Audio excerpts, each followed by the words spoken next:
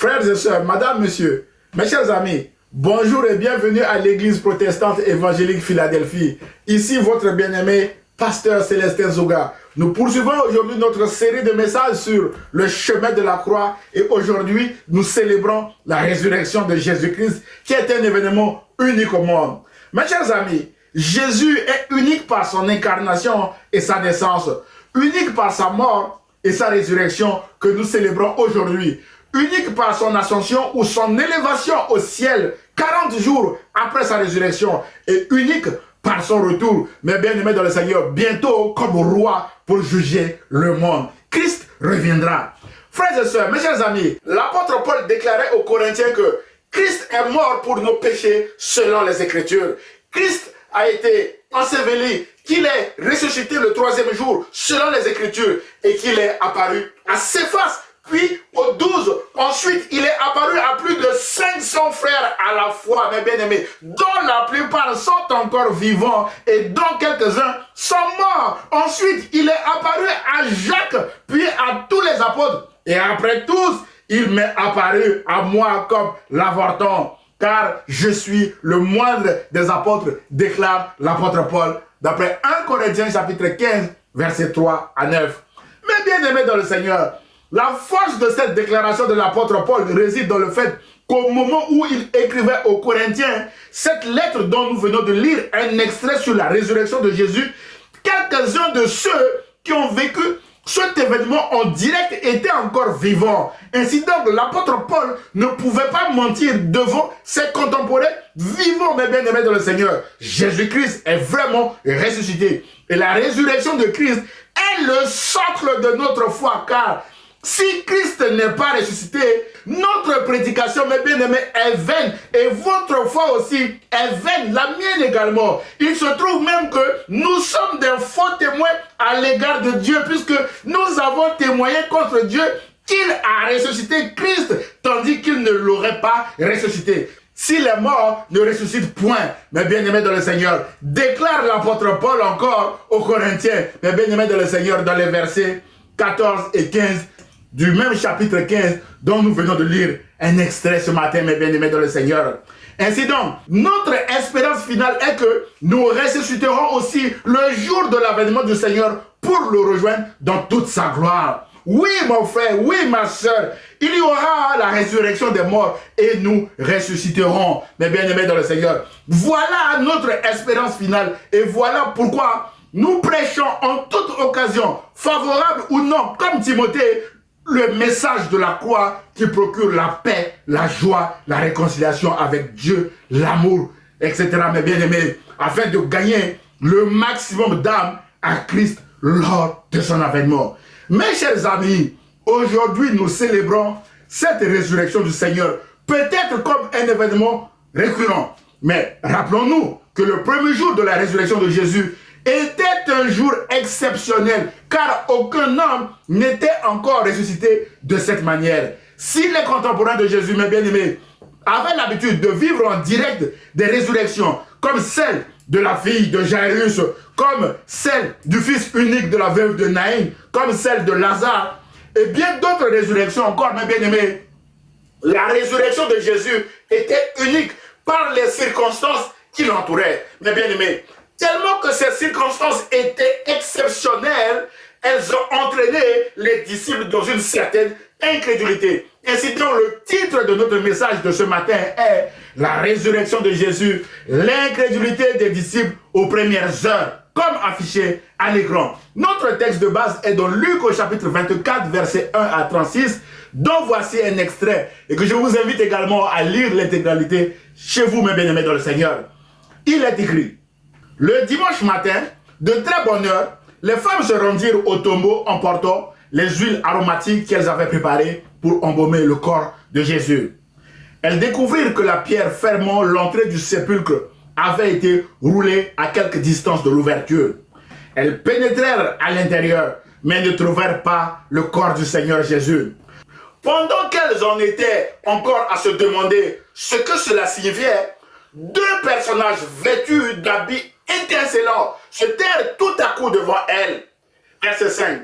Elles étaient tout effrayées et baissaient les yeux vers le sol. Il leur disait alors, pourquoi cherchez-vous parmi les morts celui qui est vivant? Il n'est plus ici, mais il est ressuscité. Bien-aimé dans le Seigneur, le verset 6, le Seigneur est ressuscité. Rappelez-vous de ce qu'il vous disait quand il était encore en Galilée. Il faut que le Fils de l'homme soit livré entre les mains des pécheurs, qu'il soit crucifié et qu'il ressuscite le troisième jour. Elles revinrent du tombeau et allèrent tout raconter aux 11 ainsi qu'à tous les autres disciples. Verset 10, c'était Marie de Magdala, Jeanne, Marie la mère de Jacques. Quelques autres femmes qui étaient avec elle portèrent aussi la nouvelle aux apôtres. Frères et sœurs, mes chers amis, verset 11. Mais ceux-ci trouvèrent leurs propos absurdes et n'y ajoutèrent pas foi. Frères et sœurs, mes chers amis, de ce texte, je vous propose d'aborder 2 points comme affichés à l'écran. Le premier point sera l'incrédulité des disciples aux premières heures de la résurrection de Jésus. Et le deuxième point sera les conséquences de l'incrédulité des disciples. Point numéro 1, l'incrédulité des disciples aux premières heures de la résurrection de Jésus. Mes chers amis, alors que les femmes partaient tôt le matin au tombeau pour embaumer le corps de Jésus, comme se voulait la tradition à cette époque, elles vont vivre les premières heures de la bonne nouvelle de la résurrection de Jésus. Luc précise au verset 4 que 2 personnages vêtus d'habits étincelants se terrent tout à coup devant ces femmes et leur annoncent la résurrection de Jésus. Frères et sœurs, mes chers amis, ce n'est pas tous les jours qu'on rencontre tout à coup dans un tombeau 2 personnages vêtus d'habits étincelants à la place d'un corps que l'on est venu embaumer. C'est ce qui était arrivé à ces femmes qui ont été très courageuses de ne pas sortir précipitamment en vitesse du tombeau, mais de rester écouter le discours de ces 2 anges. Donc voici un extrait maintenant. Pourquoi cherchez-vous parmi les morts celui qui est vivant? Il n'est plus ici, mais il est ressuscité. Rappelez-vous de ce qu'il vous disait quand il était encore en Galilée. Il faut que le Fils de l'homme soit livré entre les mains des pécheurs, qu'il soit crucifié et qu'il ressuscite le troisième jour. Mes chers amis, les choses se sont déroulées exactement comme Jésus les avait auparavant prédit et enseigné, mes bien-aimés dans le Seigneur, à ses femmes et aussi à ses disciples. Au verset 8 et 9, Luc précise que les femmes se souvinrent alors des paroles de Jésus, revinrent du tombeau et allèrent tout raconter aux 11 ainsi qu'à tous les autres disciples. Autrement dit, mes bien-aimés, les femmes ont accepté cette bonne nouvelle de la résurrection de Jésus et sont parties témoigner aux autres, mes bien-aimés dans le Seigneur. Frères et sœurs, acceptez-vous aussi cette bonne nouvelle de la résurrection de Jésus ce matin? Si oui, ne la gardez pas seulement pour vous, mes bien-aimés dans le Seigneur, mais allez témoigner cette bonne nouvelle de Jésus, cette bonne nouvelle de la résurrection de Jésus aux autres personnes, bien évidemment, autour de vous, mes chers frères et sœurs, comme ces femmes l'ont fait.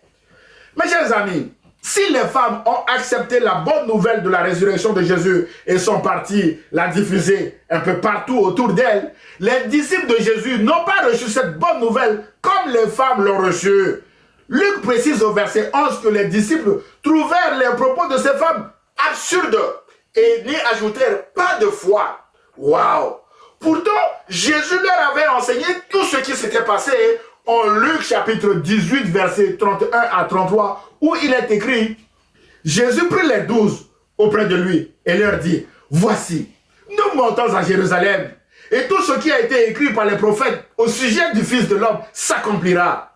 Car il sera livré aux païens, on se moquera de lui, on l'outragera, on crachera sur lui, et après l'avoir battu de verge, on le fera mourir. Et le troisième jour, il ressuscitera, d'après l'enseignement de Jésus, bien évidemment, avant sa crucifixion, mes bien-aimés dans le Seigneur. On le lit dans Luc chapitre 18, verset 31 à 33, comme affiché à l'écran.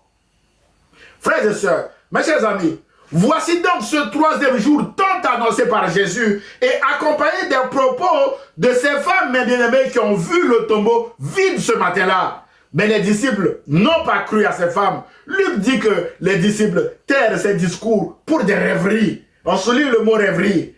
Ils ne crurent pas ces femmes, mes bien-aimés. C'est ce qu'on appelle l'incrédulité.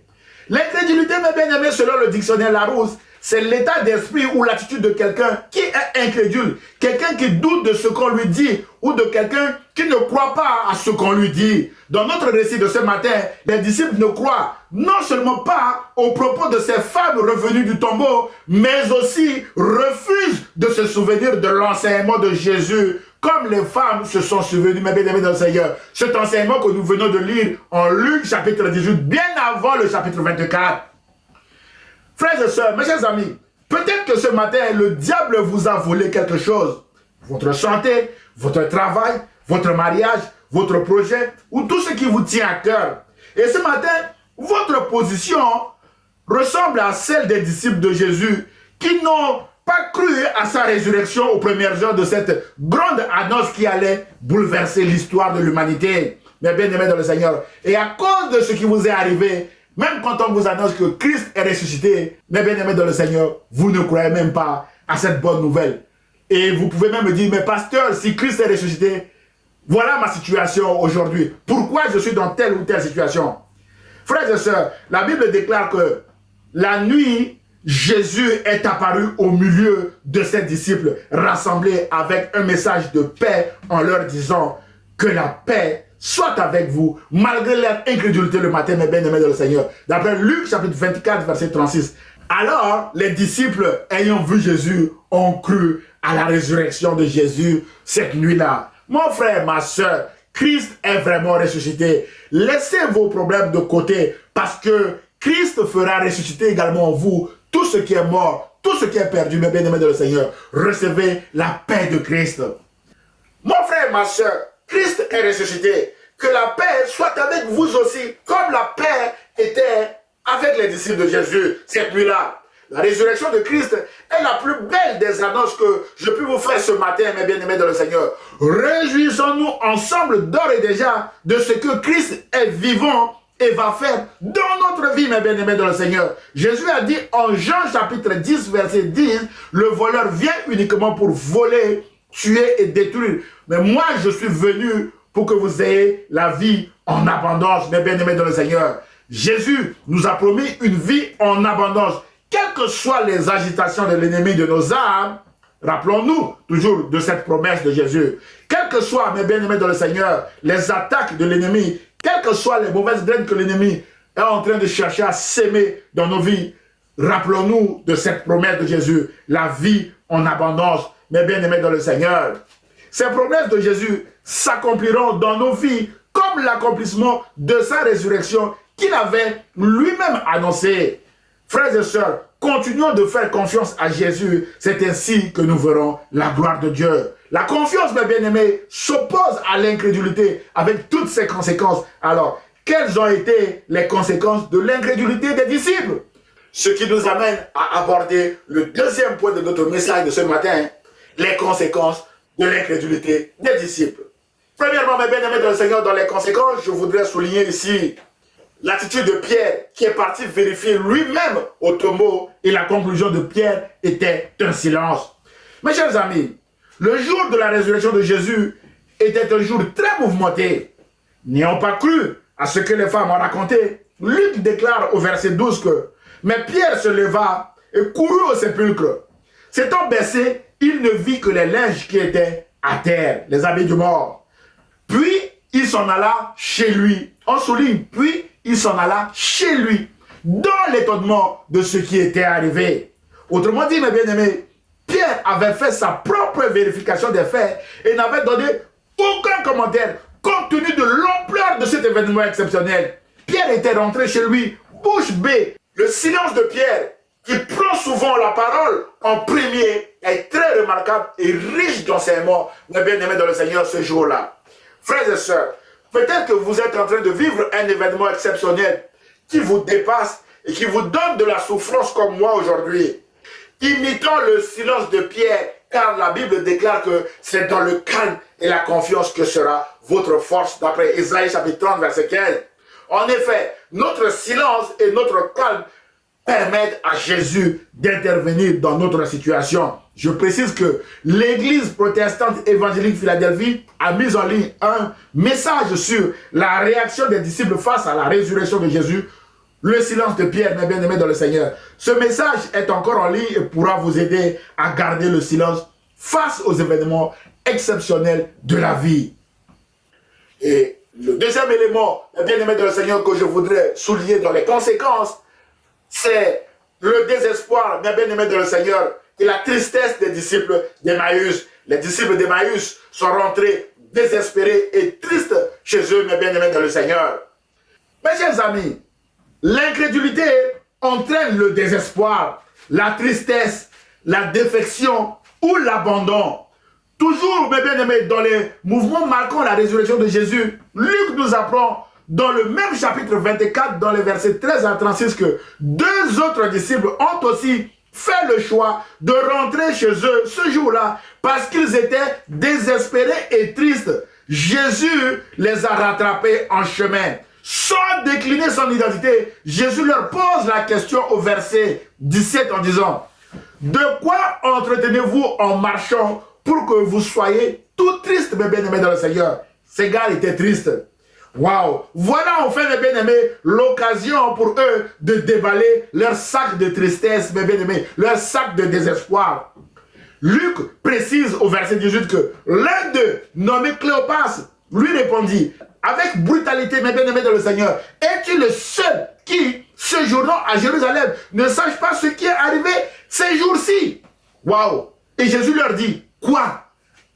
Ils répondirent, ce qui est arrivé au sujet de Jésus de Nazareth, qui était un prophète puissant en œuvre et en parole devant Dieu et devant tout le peuple. Ces deux disciples bien-aimés reconnaissent la puissance de Jésus. Verset 20. Et comment les principaux sacrificateurs l'ont crucifié. Verset 21. Nous espérions que ce serait lui qui délivrerait Israël. Mais avec tout cela, voici le troisième jour que ces choses se sont passées. Nous espérions que Jésus nous aiderait à nous relever de notre maladie. Mais ça fait 1 mois maintenant que nous souffrons. Nous espérions que Jésus nous donnerait du travail le plus rapidement possible. Mais seulement ça fait 6 mois que nous sommes au chômage. Nous espérions que. Verset 22. Ces deux disciples disent ceci. Il est vrai que quelques femmes d'entre nous nous ont fort étonnés. S'étant rendues de grand matin au sépulcre et n'ayant pas trouvé son corps, elles sont venues dire que des anges leur sont apparus et ont annoncé qu'il est vivant. D'après Luc chapitre 24, versets 19 à 23. Voilà leur discours, très contrasté, mes bien-aimés dans le Seigneur. Et la réponse de Jésus à ce long discours contrasté est « Ah, homme sans intelligence, vous êtes bien lents à croire tout ce que les prophètes ont annoncé. » Ainsi, un homme intelligent, mes bien-aimés dans le Seigneur, d'après Jésus, est un homme qui n'est pas lent à croire la parole de Dieu. Contrairement à aujourd'hui où un homme intelligent, il sait tout faire, il a bien réussi sa vie. Non, mes bien-aimés dans le Seigneur. Un homme intelligent, d'après Jésus, est un homme qui n'est pas lent à croire la parole de Dieu. Un homme intelligent est un homme qui croit à la parole de Dieu, mes bien-aimés dans le Seigneur, parce que la foi vient de ce que l'on entend, et ce que l'on entend vient de la parole de Dieu. Frères et sœurs, mes chers amis, êtes-vous intelligents? Alors, croyez en Dieu et croyez en Jésus-Christ, comme Jésus clame dans Jean chapitre 14, verset 1. Frères et sœurs, mes chers amis, à la fin de ce récit, quand Jésus remplit le pain et donna à ses deux disciples en défection, leurs yeux s'ouvrirent et reconnurent Jésus qui disparaît de devant eux. Et ils se dirent l'un à l'autre, notre cœur ne brûlait-il pas au-dedans de nous lorsqu'il nous parlait en chemin et nous expliquait les Écritures? D'après le verset 32 de Luc 24, toujours mes bien-aimés. Mes chers amis, Jésus-Christ est ressuscité. C'est le message de ce matin. Quelle est votre réaction à l'annonce de cette nouvelle? Votre cœur ne brûle-t-il pas en écoutant ce message de la victoire de la croix? Votre cœur ne brûle-t-il pas en écoutant ce message de la victoire, mes bien-aimés, du bien sur le mal? Votre cœur ne brûle-t-il pas en écoutant la victoire sur l'ennemi de nos âmes, mes bien-aimés? C'est le but de ce message. faire brûler nos cœurs avec le message de la croix, qui est le pardon, l'amour, la joie, l'espérance. Tout a été accompli sur la croix par Jésus. Que le message de la croix nous brûle, car tout est accompli à la croix, mes bien-aimés dans le Seigneur. C'est à la croix que Jésus a effacé l'acte dont les ordonnances nous condamnaient et qui subsistait contre nous, et il l'a détruit en le clouant à la croix, bien évidemment. Il a dépouillé les dominations et les autorités à la croix et les a livrés publiquement en spectacle en triomphant d'elle par la croix, mes bien-aimés dans le Seigneur. Voilà le message de la croix de ce matin. En conclusion, mon frère, ma soeur, mes chers amis, le jour de la résurrection de Jésus était une longue journée marathon qui avait commencé tôt le matin et s'était terminée tard dans la nuit. Cette journée était marquée par des allées et venues au tombeau, mes bien-aimés dans le Seigneur, par des défections et des réintégrations, comme celle des disciples d'Emmaüs, du silence comme celui de Pierre, de l'incrédulité et de la joie des disciples suite à l'apparition de Jésus avec un message de paix. Mon frère, ma soeur, mes chers amis, peut-être que ce matin, vous êtes triste parce que vous souffrez d'une maladie, vous avez peut-être perdu quelque chose, mais bien aimé, d'important, raté une opportunité, échoué à un examen, perdu l'espoir, comme les disciples d'Emmaüs. Rappelez-vous que Jésus est la résurrection et la vie. Et Jésus vous dit ce matin que la paix soit avec vous, parce que Jésus a des solutions pour vous que vous-même vous n'en avez pas, mes bien-aimés dans le Seigneur. Saisissons cette parole de Jésus par la foi, que la paix soit avec nous, parce que Jésus a des solutions pour nous, mes bien-aimés dans le Seigneur. Mes chers amis, refuser de croire à la parole de Dieu a toujours des conséquences lourdes, comme la défection, comme l'abandon, alors que la fidélité, mes bien-aimés dans le Seigneur, s'oppose à l'abandon. Nous sommes des disciples de Jésus, nous devons rester fermes, mes bien-aimés dans le Seigneur, et continuer de marcher avec Christ. Christ est vraiment ressuscité ce matin, mes bien-aimés dans le Seigneur. Jésus ressuscitera également tout ce que nous avons perdu et tout ce qui est mort en nous. Mes bien-aimés, Jésus nous remplacera ce que le diable nous a volé, et Jésus nous restaurera parce qu'il est lui-même la résurrection. Alors que la paix soit avec vous, mes chers amis. Prions le Seigneur. Seigneur, merci pour ton œuvre à la croix qui nous permet de passer du royaume des ténèbres à la lumière, de la mort à la vie, car tu es la résurrection et la vie. Et celui qui marche avec toi, marche aussi dans la lumière avec toi, vers la vie éternelle. Que ta paix soit avec mon frère ou ma soeur qui vient de regarder cette vidéo. Mon Seigneur et mon Sauveur, interviens dans la vie de mon frère, de ma soeur, pour ressusciter tout ce qui a été volé, tout ce qui a été perdu, tout ce qui est mort. Je prie au nom de Jésus de Nazareth et nous disons Amen. Frères et sœurs, mes chers amis, si vous avez aimé le message, merci de le liker et de le partager à vos proches. Vous pouvez également m'envoyer un mail d'encouragement, vos sujets de prière ou même vos questions ou remarques à église-philadelphie-78500@gmail.com. J'aurai le plaisir de vous répondre. À dimanche prochain à 10 h sur la page Facebook et sur la chaîne YouTube de l'église protestante évangélique Philadelphie. Et ce, si Dieu le veut. À très bientôt mes chers amis. Au revoir.